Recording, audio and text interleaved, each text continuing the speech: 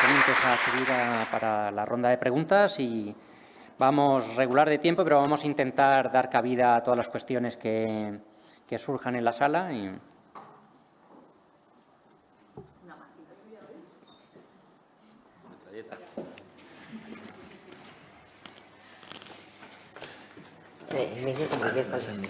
La silla no me la da. ¿Alguien tiene alguna cuestión?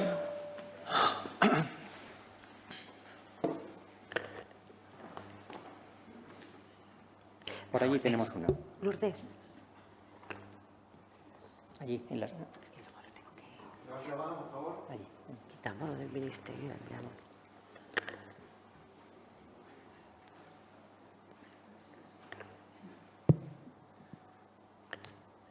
Buenos días. Yo tenía una pregunta, se ha hablado de la utilización de material de reproducción de zonas con climas más áridos y condiciones edáficas peores. ¿Esto puede tener alguna influencia en la biodiversidad del ecosistema?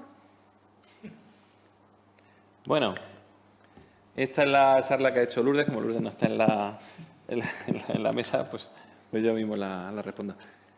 ¿Puede tener ese material genético relación con la biodiversidad? Sí, son materiales genéticamente diferentes. Cuando utilizamos regiones de procedencia de diferentes lugares, por cierto, vaya por delante que esa idea de que no podemos utilizar para un mismo proyecto, que por ejemplo en mi vida profesional lo he escrito muchas veces, tal zona, tal región de procedencia, no pongas otra. Entonces, no es buena idea. Bueno, pues aclarado ese aspecto, cuando en un proyecto de migración asistida donde confluyen diferentes regiones de procedencia, llega ese material genético a los lugares, entendemos que sí, que es una mejora que produce, tenemos mayor diversidad, es una contribución positiva a la diversidad claramente. Y precisamente esa mejora en la diversidad es la que nos permite un juego de probabilidades, un juego de gestión de probabilidades de no fallar.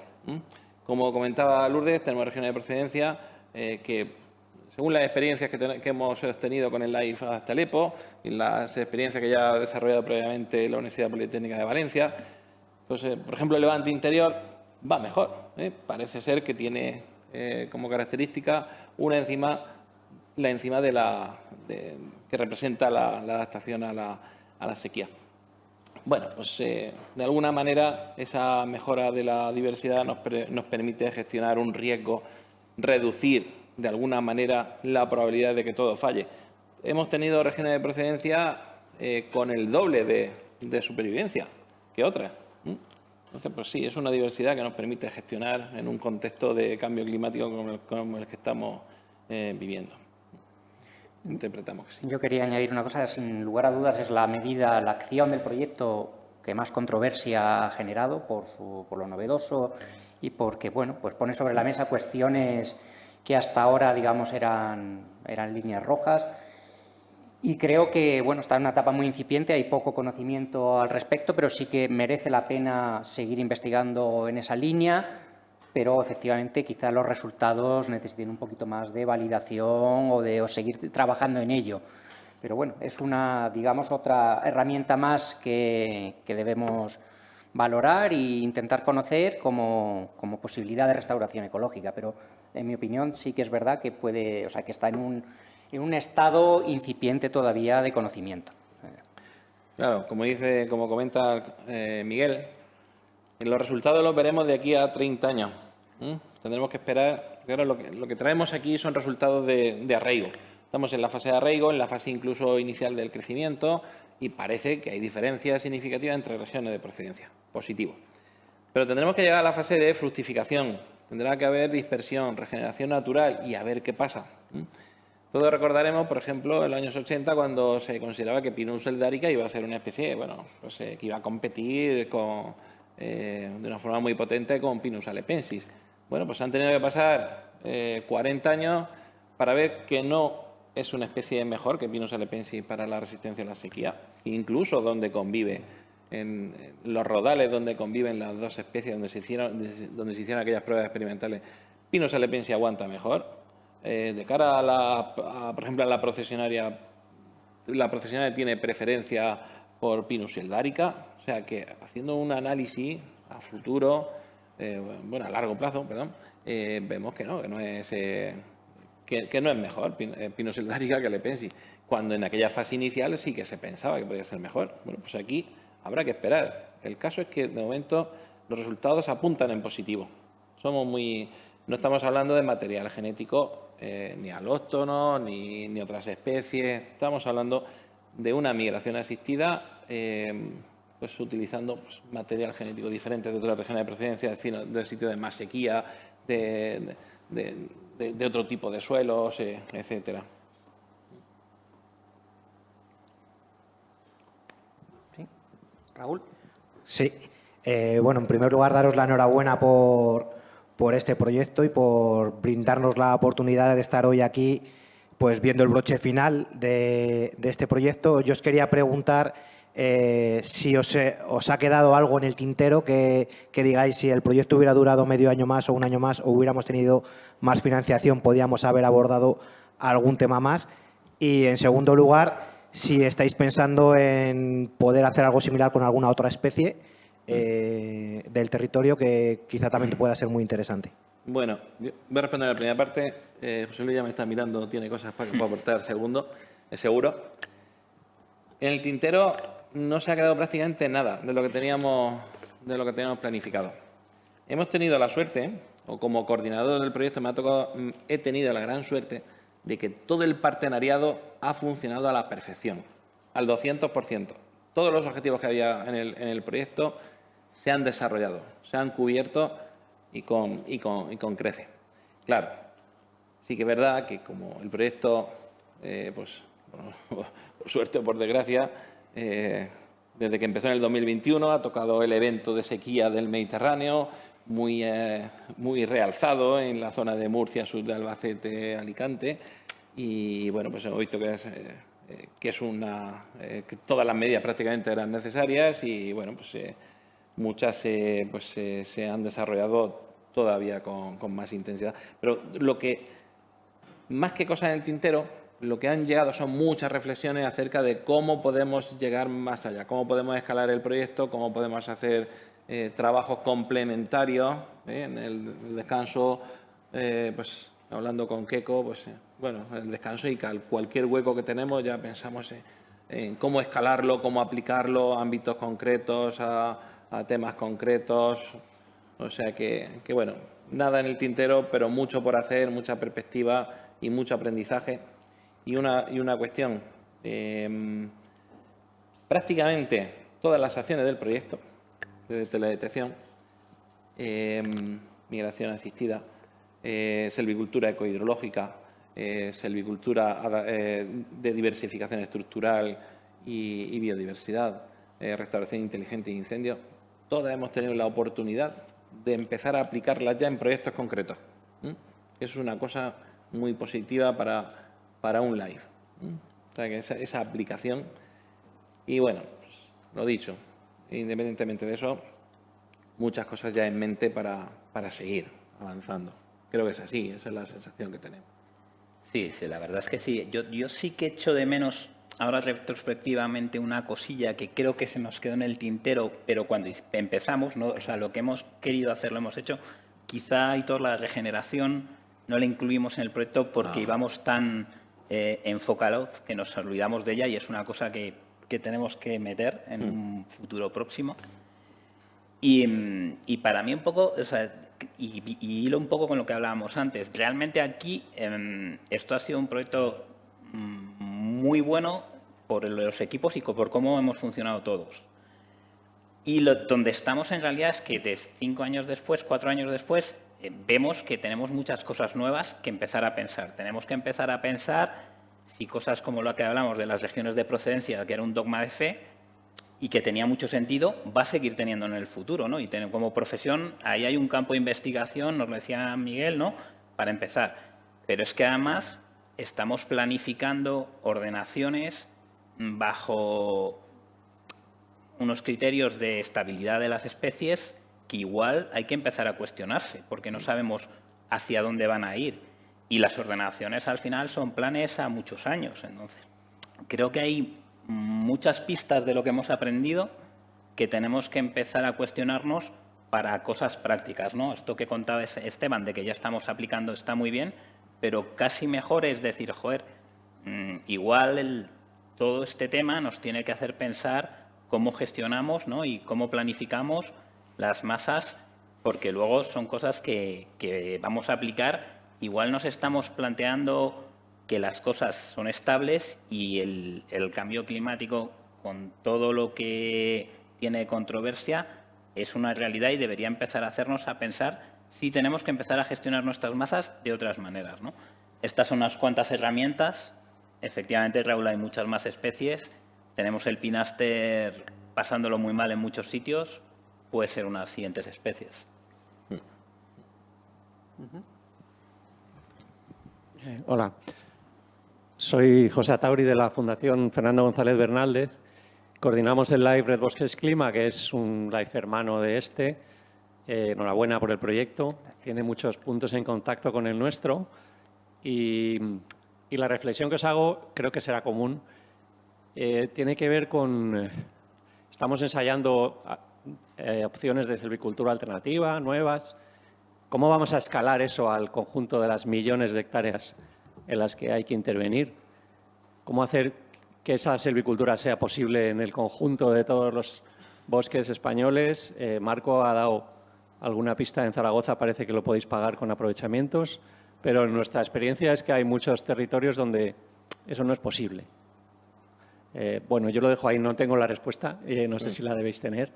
Y también, ya que estoy, me preocupa también el problema de la escalabilidad de las herramientas que estamos generando, de las herramientas informáticas, de los modelos. ¿Cómo vamos a hacer para que luego eso se utilice, ¿no? Para que este dinero que hemos gastado o invertido tenga una utilidad? Yo me gustaría, con respecto a la primera parte de la pregunta, sí que hacer una reflexión complementaria. Lo hemos visto, coincidimos hace un mes en unas jornadas que el marco eran proyectos live con temática forestal en una escala europea, y fuimos allí muy conscientes de que la realidad forestal mediterránea no tiene nada que ver con la europea, y somos en relación... Tenemos un peso específico muy pequeño, pero nuestros problemas y nuestras soluciones son muy diferentes a esas. Y entonces todo pasa también por hacer ese esfuerzo de que se reconozca la realidad mediterránea forestal, bueno, y no solo forestal. Somos más vulnerables, nos adaptamos, tenemos peor adaptación al cambio climático, la urgencia de las medidas en muchos casos es mayor. Hemos visto el caso de Murcia dentro del ámbito nacional, que estamos en un extremo, o sea, en una situación muy distinta a la que hemos visto en Aragón. Pues en un ámbito territorial tan pequeño vemos que ya empieza a haber diferencias significativas, y creo que ese esfuerzo de caracterizarnos como ámbito mediterráneo dentro de un contexto europeo es un esfuerzo que puede marcar la clave del éxito a futuro, ¿no?, en cuanto a políticas. Bueno, pues una reflexión, es verdad, cómo escalar ahora nuestros proyectos al ámbito territorial tan amplio donde necesitan esas soluciones. Posiblemente, bueno, tenemos que asumir que es imposible. Hay que focalizar. No todo el territorio, bueno, ya sabemos que tenemos aproximadamente un 50-60% que es inaccesible. O sea, ahí no tenemos nada que hacer. Pero luego tenemos, claro, dice, pues bueno, todavía te queda el otro 50%. ¿Y cómo vamos a llegar a ese 50%? Quizá hay que focalizar. Nosotros a lo mejor tenemos una perspectiva muy mediterránea, una perspectiva con Pinus alepensis en ocasiones muy dramática, parece que de salvar los muebles. ¿No? Porque los datos que ha contado Maite antes, de un 2% de los individuos o un 5% de la superficie afectada, eso es preocupante. Hablaba del último evento, pero es que la naturaleza lo que tiene es tiempo para desarrollar eventos. Si cada 10 años, ¿no?, hemos sacado la conclusión de que cada 10 años en el área mediterránea no viene un evento. Hablo del evento del 94, del evento del 94 al 96, del evento del 2013 al 2016, ahora llega otro del 2024 al 2025. ¡Ostras! Pues si le ponemos a esto 100 años, en un escenario, cogemos los escenarios socioeconómicos y su previsión de emisiones, pues parece que lo mejor que nos puede pasar es que nos quedemos como estamos, y no estamos muy bien, Si hablamos de eventos cada 10 años, no está muy bien. Pues si le ponemos estos años, si le ponemos otros 100 años, pues estamos viendo que se nos acercan cambios importantes, una dinámica que no nos queda otra que sumarnos a ella y saber gestionarla. Pero claro, no se puede gestionar todo. O sea, habrá que poner el foco en las áreas prioritarias. Incluso a nivel autonómico deberíamos manejar directrices de cuáles son las áreas prioritarias para mi comunidad autónoma. Cuando y también volviendo al área mediterránea, vemos que si algo, que estamos inmersos en una dinámica muy importante, pero al final lo que no queremos es que el monte deje de prestar ese servicio que le estamos demandando. Da igual que sea un pino, que sea un acebuche, que sea un lentijo, queremos ese servicio. Y quizás ese servicio, pues y ahora que tenemos la cabeza muy puesta en muchas cosas, en carbono, en biodiversidad, en agua, yo qué sé, bueno, y unas listas de indicadores increíbles, quizás el servicio básico que necesitamos es el de protección, en muchos casos, hablando en el caso de la formación de Pinus helepensis.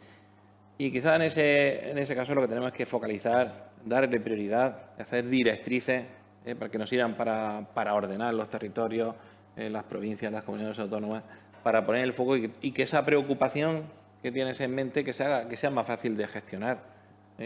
Podemos hacer, a lo mejor podemos llegar a un 10% del territorio, pero va a ser el 10% más importante. Va a ser el más prioritario. Vamos a descartar a lo mejor aquellas áreas donde ya llegamos tarde, donde ya, como decía Maite, pues ya a lo mejor hemos perdido el tren de la adaptación, y ya no queda otra más que llamar al Ministerio y decir: oiga, usted que lleva el inventario forestal 4, borre de aquí 3.000 hectáreas de pino que nunca jamás van a ser pino, ya son matorrales. Entonces, bueno, marcamos, ponemos el foco, lo gestionamos, damos directrices de cómo se tiene que hacer y eso nos puede ayudar bastante. A ver, para mí, o sea, hay dos conceptos que para mí son importantes en relación a la pregunta. Uno es que yo creo que tenemos que ir a buscar una silvicultura barata. Hoy no hemos hablado de costes. Aprovecho para decir que hay una herramienta de costes en la página, vale. pero que... Nadie ha puesto números a las actuaciones. Claro, hacer actuaciones como las que habéis hecho a nivel demostrativo, etcétera, está muy bien y se han sacado unas conclusiones muy interesantes, ¿no? Pero, claro, hacer ese traslado de las especies de un sitio a otro, plantar árboles, cuando sabemos que ya no se hacen plantaciones en el territorio. Es decir, son planteamientos de costes muy elevados, ¿no? Que, insisto, a nivel demostrativo y para empezar a entender cosas, para ver qué soluciones puede haber, está muy bien. Pero hay que pensar en esa silvicultura barata. Es decir, tenemos que pensar en hacer una gestión que permita que los bosques puedan funcionar de manera casi independiente a la intervención. Para mí sería el objetivo más importante, ¿no? Es decir, yo no sé la solución, cuidado, eso no lo sé. Pero sí, y además de una manera, digamos, barata, ¿no? Es decir, ¿cuál es la solución de las múltiples soluciones que podría haber? Pues, ¿cuál es la solución que más podría funcionar en este sentido, ¿no? Y después otra cosa que yo creo que me gusta decir en foros y así, es que si buscamos estas estructuras más heterogéneas, más especies, etcétera, esto ya ayuda a que después el bosque funcione de una manera bastante independiente. Además, pues generaremos un tipo de gestión que permitirá eso, que vayan solos y que no tengamos que volver a intervenir. Y otra cosa importante es que los bosques también, si están en estas condiciones de mayor heterogeneidad y mayor diversidad, seguramente se van a adaptar solos de manera más rápida o más fácil. Es decir, hay que ir a buscar esa no intervención, esa idea de... Ya sé que es una idea un poco fuera de lo común, pero insisto en que si conseguimos que los bosques se adapten solos, con esas estructuras más heterogéneas, mayor diversidad de especies, etcétera, ¿no? Que les otorga esa resistencia, pues quizás podemos en el futuro tener que intervenir en muchísimas menos hectáreas, ¿no? José Luis. Vale, no voy a entrar a Sí. ver una cosa, no, pero sí voy a darle la mano a Marcos en una cosa, porque para mí lo que ha contado es un rayo de esperanza. Realmente la diferencia probablemente entre lo que pasaba hace no tanto, que no estáis pudiendo sacar estos aprovechamientos, y ahora es la rentabilidad, ¿vale? En el momento que no eran dinero que tenía que ser de las arcas del Gobierno de Aragón para gestionar los montes y habéis podido ponerlos en marcha, os habéis puesto manos a la obra, ¿no? Entonces, para mí, y en un país como el nuestro, donde nuestro gran problema es que nuestra superficie forestal, nos lo enseñaba Aitor, sigue subiendo, pero nuestras masas sigan infragestionados, es innovar en modelo de negocio para poder hacer rentable, ¿no? Esa silvicultura barata va en esa línea, te la compro totalmente, pero también tenemos que intentar pensar en estos servicios que tiene el monte, de los que nos hablaba Esteban, y que hay que ponerlos en valor. Va a haber que pagar porque fundamentalmente el territorio privado pueda recoger algo de dinero, y estas oportunidades espero que lleguen a cambiar este balance de masas que pagan la administración, que ahí vamos a tener que llegar donde podamos y priorizar donde actuamos, a poder actuar en más superficie, a que el balance dinerario haga que los aprovechamientos no sean solo un coste, sino que empiecen a ser un pequeño beneficio.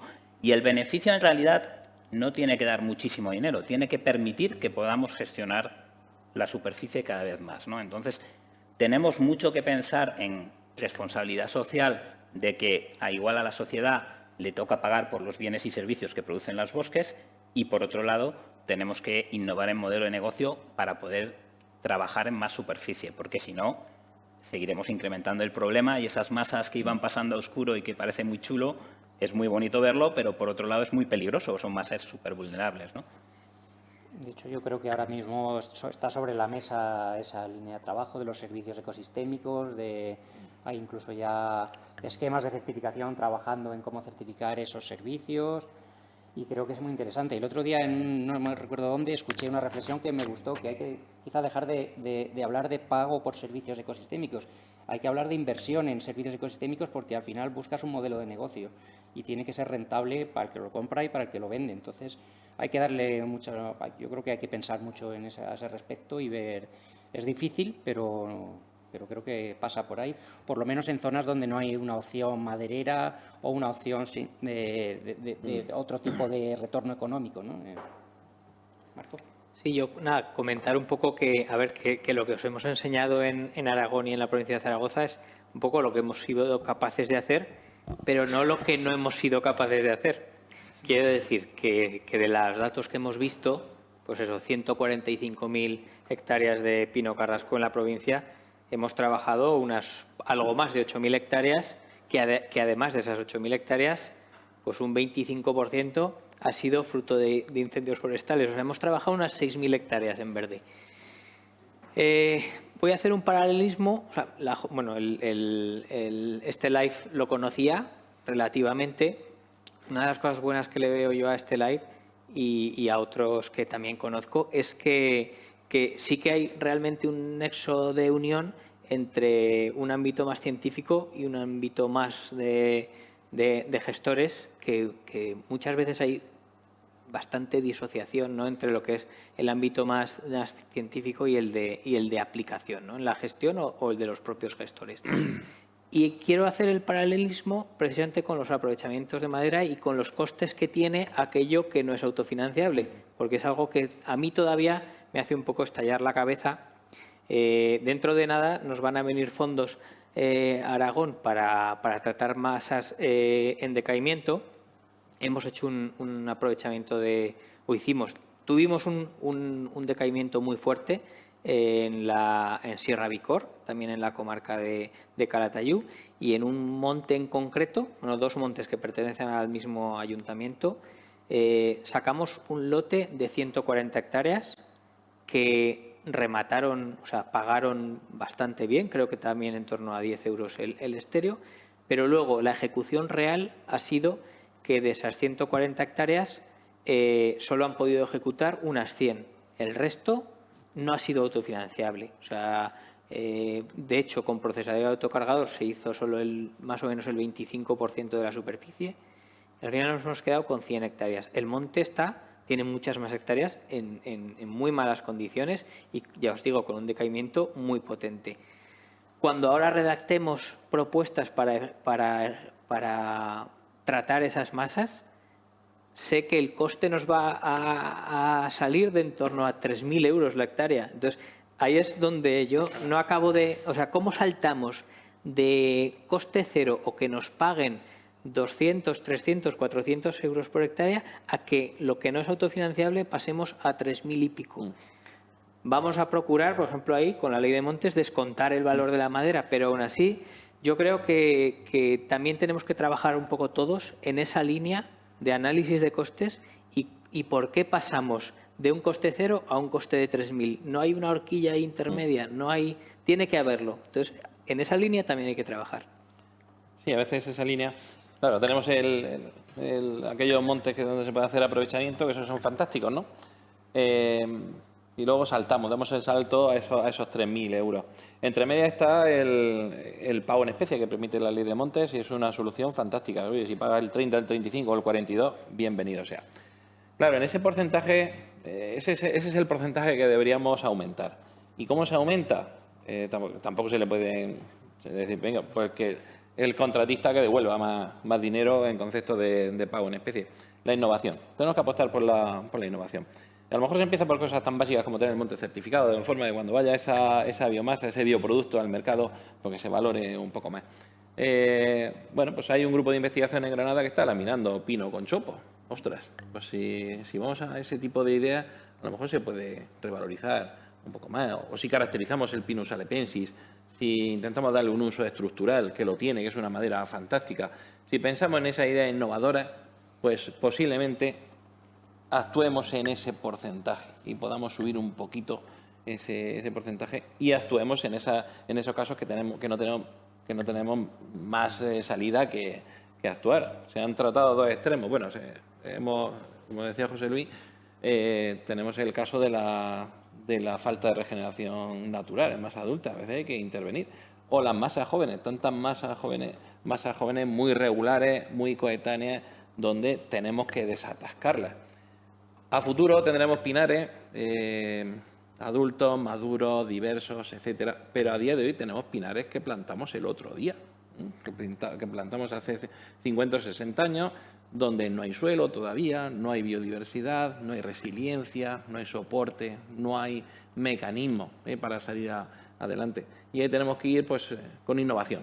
Creo que la solución puede ser la innovación, que puede ser muy, muy positiva. Hola, buenas tardes. ¿Se oye? Bien, yo soy Juan del Barrio, director de Zumain. He venido a este simposio final buscando... Bueno, ahora estamos haciendo la redacción de los proyectos de ordenación de la Sierra de Filabres para la Junta de Andalucía, donde hay muchísima masa de Alepo, que la está pasando muy mal, y estamos en la fase de redactar la planificación. Y he venido a este simposio pues buscando pistas de qué se puede hacer con esas masas y qué podemos poner en la planificación para hacer. He encontrado que en lo que estabais comentando, pues muchas parcelas nuevas, que falta más investigación, que no son resultados concluyentes. Me voy un poco con la misma idea con la que he venido, que no sé qué voy a hacer. Y una de las pocas conclusiones a las que llego, que la ha dado el compañero de Zaragoza, es que parece que la gestión tradicional forestal ayuda a la pervivencia y resiliencia de las masas, cosa que está muy bien. O sea, que todo lo que hemos hecho hasta ahora, aún con el cambio climático nuevo de ahora, es bueno para que las masas, a lo mejor he entendido mal, pero creo que me llevo esa conclusión de estas jornadas. Y una de las cosas que me llama la atención y pregunto es, ¿se ha tenido en cuenta otros estudios parecidos o similares o masas que se hayan hecho tratamientos herbícolas que se haya seguido durante 40 años en estos estudios que habéis hecho en este live? Por ejemplo, nosotros en Filabres tenemos una parcela, no nuestra, que lleva estudiando en la Universidad de Córdoba mucho tiempo. Me habría gustado que una de esas parcelas testigo o parcelas que estabais haciendo hubiese se hubiese alimentado de estudios anteriores y se hubiese puesto en comparación con lo que se está haciendo ahora. No sé si es que he llegado tarde al simposio y no me he enterado si se estaba haciendo o no. Y si para futuros, en algún momento, se puede integrar todo el conocimiento pasado con este conocimiento nuevo para que desechemos viejos mitos y para que cojamos los nuevos. Pero bueno, y ya mi pregunta última es eso.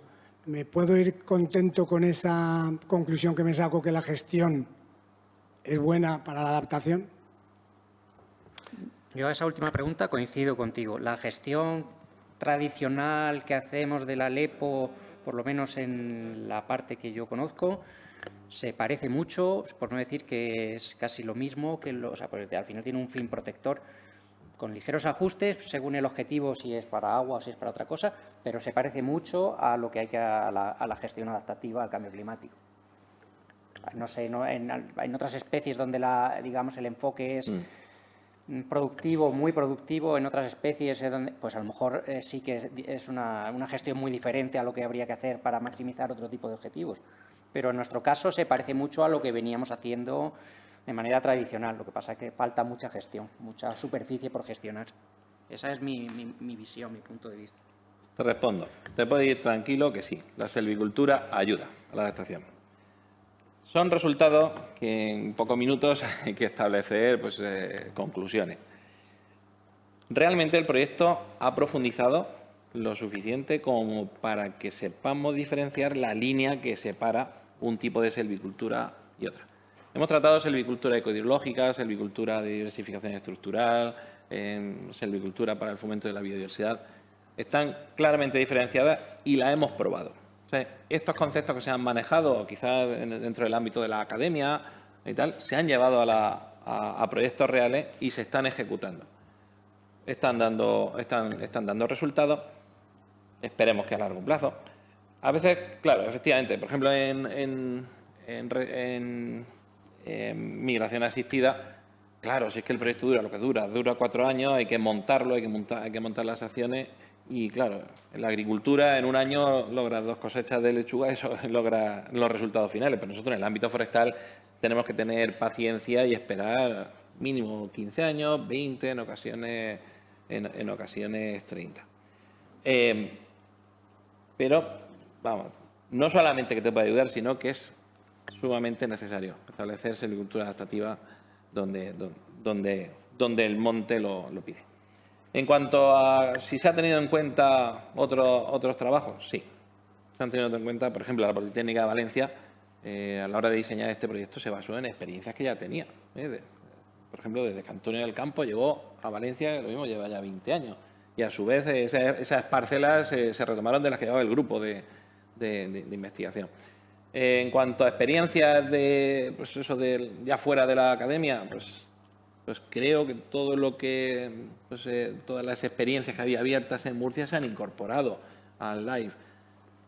Yo creo que es el paquete de medidas que se han tratado en el LIFE te las puede llevar a Filabre y casi que aplicarlas, que van a ser de gran utilidad.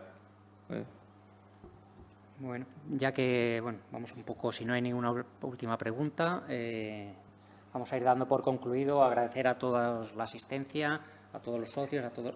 Marco. Una cosita que casi me han encargado que pregunte o que pida es, ahora que termina el live, sobre todo con todas las parcelas que habéis establecido, ¿qué posibilidad veis de continuidad de seguimiento de esas parcelas?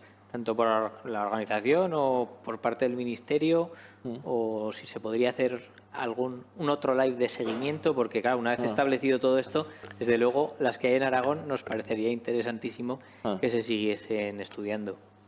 Bueno, esas parcelas hay que guardarlas como oro en paño. Lo que sí que necesitamos en la profesión son parcelas permanentes, ya sean de sanidad forestal, ¿no? El valor que tienen las parcelas de la red de seguimiento de daño es incalculable porque lleva ya mucho tiempo funcionando, pero necesitamos añadir más parcelas. Parcelas de migración asistida, parcelas de silvicultura.